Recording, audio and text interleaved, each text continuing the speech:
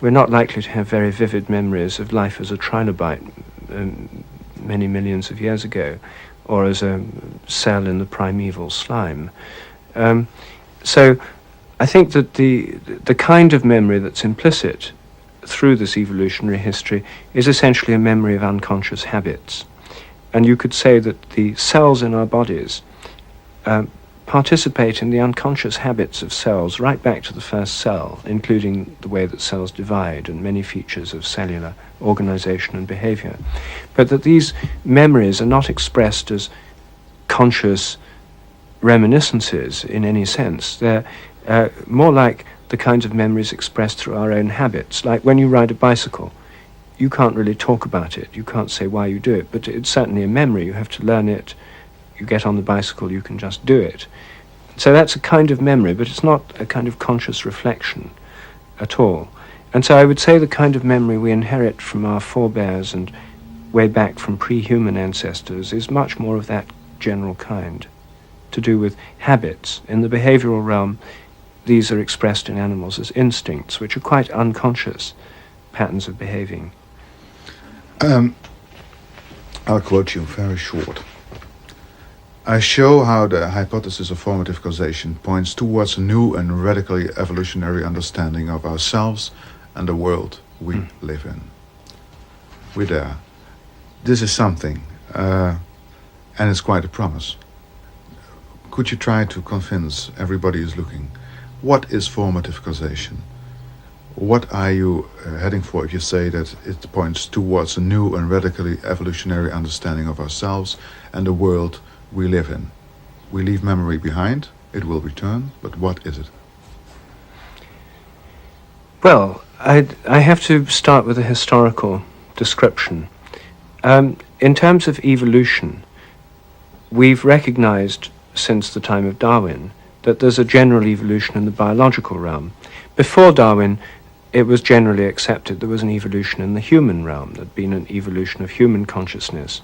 Hegel talked about this at the beginning of the 19th century, and in the 18th century, the progressive philosophers, the rationalists and so on, were obsessed with the idea of human progress, the idea of a progress of society from barbarism to civilization and then to science and so on. And it's a familiar story of human evolution. But they didn't think then that evolution occurred in the biological realm. Then Darwin showed you could have a scientific theory of biological evolution. So now human evolution was embedded in a much bigger evolutionary story, the evolution of life.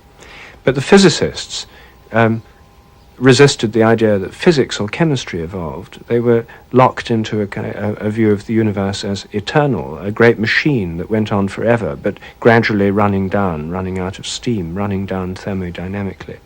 So they had a great machine that was gradually devolving, governed by eternal laws of nature that never changed, and by particles of matter and a quantity of motion that never changed, forever conserved the same. Life evolves, but the laws of physics do not. That's right. Physics itself doesn't evolve, and according to that view, the basic principles of physics are totally non-evolutionary.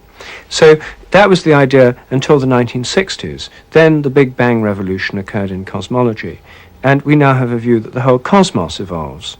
The whole of physics and chemistry has evolved, that at one time even the fields of nature, the electromagnetic gravitational field, were not separate and distinct in the way they are now. They were part of a primal field, according to superstring theory.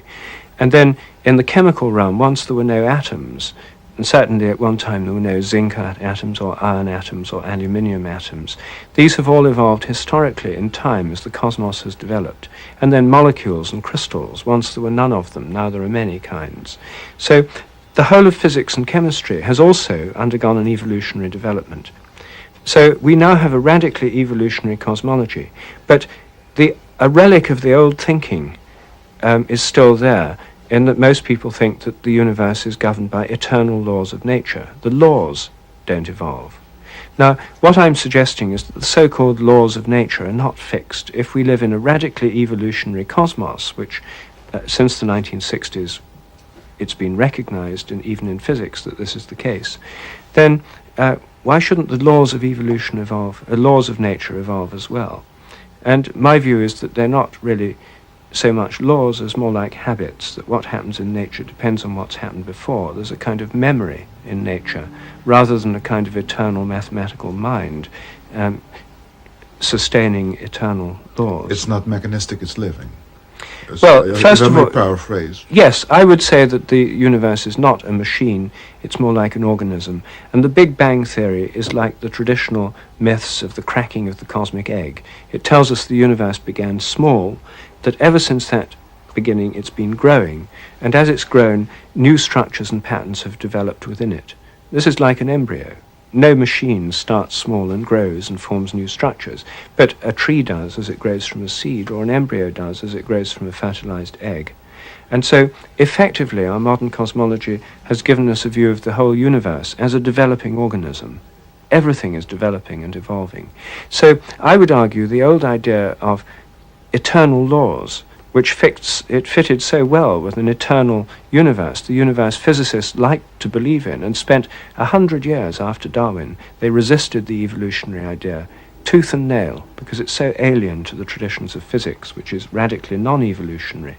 But now they've finally gone over to an evolutionary view of the world. But still, there's this residue of the old thinking, the idea of eternal laws, and that's what I'm questioning, that's what I'm challenging. And so I'm arguing that the idea of formative causation gives us a sense of memory in nature, in all kinds of nature, in all aspects of nature. So we can think of the evolution of nature being accompanied by the evolution of the habits of nature, rather than the whole thing being governed by fixed laws that were all there at the moment of the Big Bang. So when I say this hypothesis gives us a radically evolutionary understanding of ourselves and the universe, what I'm doing is trying to extend the evolutionary model to its limit. Because you see, what we've seen is a series of extensions. First it was confined to the human realm, then to the biological realm, now to the realm of physical phenomena. But still, the idea that the laws of nature are eternal is the last residue of this old paradigm, this old way of thinking. And I think that's the next frontier that we have to extend the evolutionary model to. But formative causation, what does it really mean? What is a morphogenetic field, or what is morphic resonance? What do you mean by that? Well, the question is the question of form, order, pattern, structure. That's the question I'm dealing with. And you see, science has been quite good at telling us what things are made out of. It's rather like trying to understand a city like Amsterdam by going and analysing the bricks. Say they're made of a particular kind of mud or clay, and it has a particular composition. It will tell you something about the weathering of the buildings, the nature of the city, the potentialities of building in that material. But it won't tell you anything about the architecture or the layout of the streets. And so there's a formative, it's like the architectural principle, as opposed to the building materials. This is the aspect of nature which has been largely ignored by science. Spent a lot of time breaking things down and analysing what they're made out of. And of course, everything's made out of something or other. At least every body is made out of bits and materials. And so you can always find answers that way. But when you break things down to look at the bits, you lose the form, the structure. If you knock a house down to analyse the materials it's made of, then you've lost the form, the plan, the structure of the house in this very act of analysis. And in nature, the question, especially in biology, of form, of pattern, of structure, and it's also in chemistry, because chemistry is a science of forms. Molecules have particular forms, and so do atoms, and so do crystals. All these forms require an understanding of the formative principles that give rise to them. And that's what I'm talking about in formative causation. I think that formative causation is the kind of causation responsible for form, structure, or pattern. And I think that the causal influence on this is what I call the morphogenetic field, or more shortly, the morphic field, from the Greek word morphe, meaning form. So I think each kind of thing has a field which gives it its form, pattern, structure, or order. And that this field, which is like the plan or the shaping influence on it, has the form it does because of a kind of memory. There's a kind of memory inherent in this field. So if we take an animal like a giraffe and we consider how it grows or develops, then we would say it's shaped as it grows as an embryo and as it grows up after birth by the fields of its species, the morphogenetic fields of its species. But then how do those fields get the form they do? I would say they get them from previous giraffes by the process I call morphic resonance, an influence of similar things on subsequent similar things. So the fields that organize things have a kind of inherent memory within them. They are non-material? They're non-material, but they're physical. To explain that, I have to say... Like gravity is physical, yes, and non-existent itself. Yes, the gravitational field is physical. It has physical effects. It's part of nature. Physis, in Aristotle's word, was nature. The Greek word nature is the basis of our word physical. It's part of nature, the gravitational field. But it's not material in the sense that it's made of matter. You see, when Newton first thought of gravitational force, the question arose, well, what's it made of? How does the moon affect the tides on the earth? What's in between? And some people said, well, if it's something that happens, it must be made of matter. So there must be subtle matter, the ether. They invented a special kind of subtle matter to be the basis of the field. But what Einstein showed was that we don't need the ether as the basis of electromagnetic or gravitational fields. They're themselves made of space or space-time. Fields are patterns in space or space-time. And matter is made of fields and energy rather than fields being made of matter. Mm. So I would say the morphogenetic fields and morphic fields in general are physical. They're part of nature. They have physical effects. But they're not made of matter any more than gravitational fields are made of matter. Can you give some examples of what, for instance, the fruit flies, or the blue tits, or the rats, or the nursery rhymes, or the puzzles, or whatever experiments have been done? Can you give some experiments that have been done to prove the hypothesis of normative causation? And, first describe them. Well, the theory makes a lot of predictions. It's every kind of thing, even crystals have a kind of memory of previous similar ones. So take the example of rats learning new tricks. This is the easiest example to understand. The animals within a given species draw on a collective memory and in turn contribute to it through morphic resonance. So if you train rats to learn a new trick in London, then what I'm saying is that rats in Holland, in Germany, in America, in Australia, in Russia, all around the world, rats should learn this same trick more quickly just because the rats have learned it here. And this should happen just because they're rats learning the same thing. It doesn't depend on telephoning people and telling them how to do it, or taking rats to teach the other ones, or letting the rats squeak over the telephone to rats somewhere else. It should happen anyway, and the more rats that learn it here, the easier it should get everywhere else. So that's the basic prediction in the realm of animal behavior.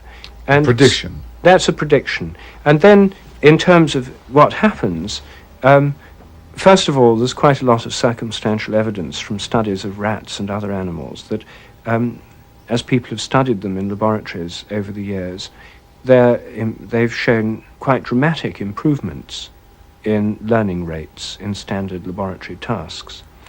And these improvements have been found all over the world in a way that's both puzzling and mysterious. And because there's no theory in science that could explain this until morphic resonance came along, these results have simply been ignored. They're lying around in the archives of science. So one of the things I've done is dusted off a whole lot of existing experimental data which provide quite good circumstantial evidence for morphic resonance. What about the blue tits?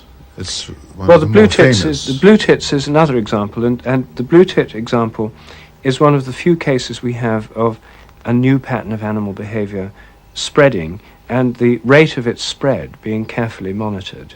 Normally people don't study these things in any detail. In this case, thanks to the efforts of hundreds of amateur bird watchers all over Europe, this was studied. What happened was that blue tits, these little blue birds, blue-headed birds, discovered in about 1920 that when milk was delivered to doorsteps in England, that they could tear the top off the milk bottle and drink the cream. And when this had first been discovered, about 20 years after milk deliveries began in England, nothing happened for 20 years. Then a blue tit in Southampton in southern England discovered this, and it spread locally, and the other blue tits copied, until lots of them were doing it. And then the habit turned up somewhere else, far away, far further than the blue tits could have flown. So, because they don't usually move very far from their home. So they couldn't have told each other? They couldn't have told each other. It was discovered independently in another city, and then somewhere else. And the rate of independent discovery, which was carefully documented, accelerated. More and more of them were learning to do it, until by the late 30s or 40s, this was happening practically everywhere in Britain. And the rate of discovery accelerated in such a striking way that the professor of zoology at Oxford, Sir Alister Hardy, came to the conclusion that something like telepathy might be involved. It seemed mysterious to many people at the time. But the most interesting results are the Dutch ones, because once British blue tits had started doing this, then continental ones started in Holland, in Sweden, in Denmark, and other countries. And the habit spread in Holland as it did in Britain, a similar pattern. But the difference is that in Holland, when the Germans invaded, the delivery of milk bottles stopped. So there was no more milk for the blue tits to steal. Didn't begin again until 1948. Blue tits don't live more than about 3 years. So after 8 or 9 years, there were no blue tits left that could remember the golden age of free cream before the war. And yet, when milk deliveries began again in the Netherlands, then within 2 or 3 years, all over Holland, blue tits were stealing milk. What about the humans? What kind of experiments have been done? And to what extent do they prove your hypothesis of formative causation? Can you give me some examples?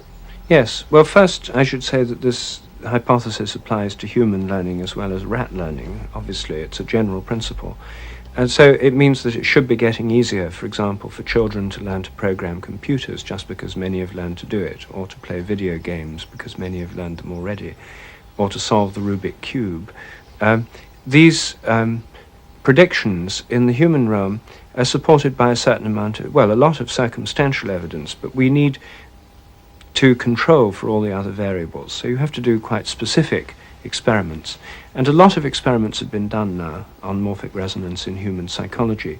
2 or 3 have given inconclusive results, but the great majority, something like 90% of the experiments that have been done, have shown quite clear effects in the direction of morphic resonance. To give a few examples, the easiest to understand, although not the best experiment, is one that was done with crossword puzzles here in England 2 years ago. This was done at Nottingham University, and the person who did it, a young woman called Monica England, reasoned as follows. If morphic resonance is happening, it should be easier to solve today's crossword puzzle tomorrow than it would have been yesterday, because so many people have done it today. Now, hundreds of thousands of people do newspaper crosswords. So to do this experiment, all you need is to persuade a newspaper to supply their crossword in advance, so you can test people before it's published and after. And we persuaded the London Evening Standard newspaper to supply their crossword in advance for this experiment. And the day before it was published in London, students in Nottingham were tested with this crossword and with a control crossword that was not published during this period. 10 minutes on each crossword to solve as many of the clues as they could. And then you mark it to see how many they've got right, and that gives you a score. And then other students were tested after it had been published in London. And this newspaper is not circulated in Nottingham, so none of them would have done the crossword. And it turned out that the score on the test crossword increased quite substantially by about 20%, whereas the control crossword didn't change at all. This shows that the test crossword became easier to do after people had done it in London. Now, the control was controlling for individual variations in crossword solving skills. That didn't change, you see. You look at the test results relative to the control. Anyway, this experiment is something which I've subsequently found from people who do crosswords habitually is quite a well-known fact. A lot of people have written to me saying that they do the Times crossword puzzle, which is a very difficult one in England, regularly.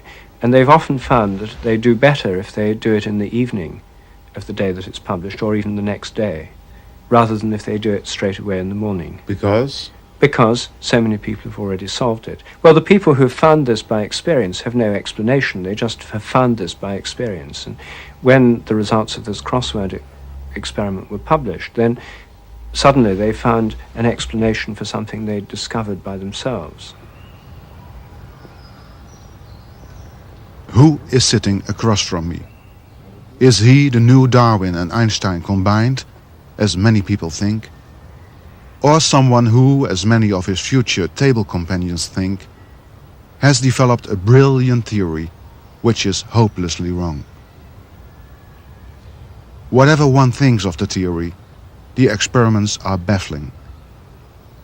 People who learn the old Morse alphabet more easily than the new one, which is thought to be simpler and more logical. Nursery rhymes from Japan.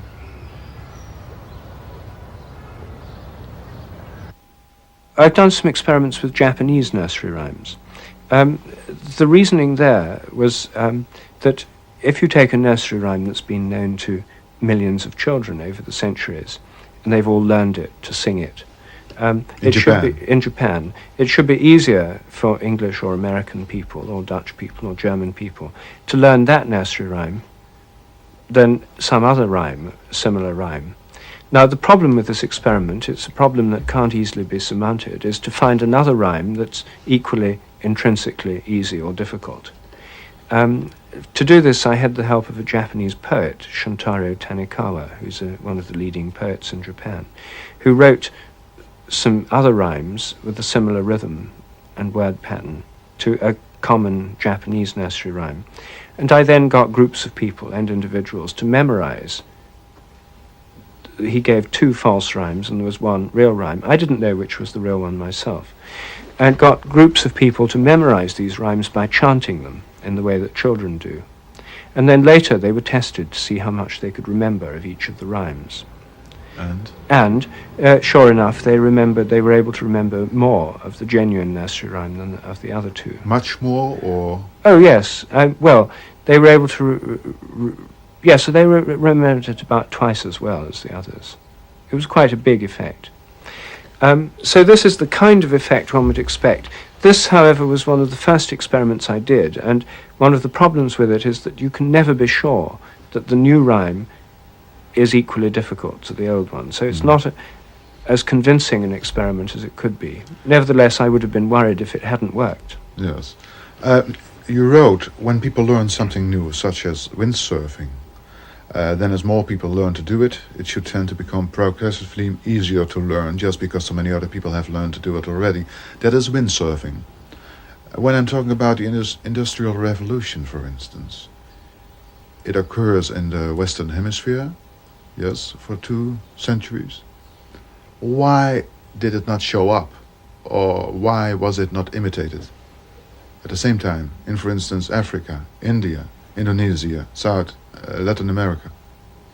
Is this a stupid question from my side? No, it's not a stupid question, but the general question is one of parallel inventions and discoveries. There are many examples of cultural patterns that have evolved independently in different parts of the world, and archaeologists are often very puzzled by them. And in fact, that's why you get theories of people floating around the world on little rafts, carrying cultures with them.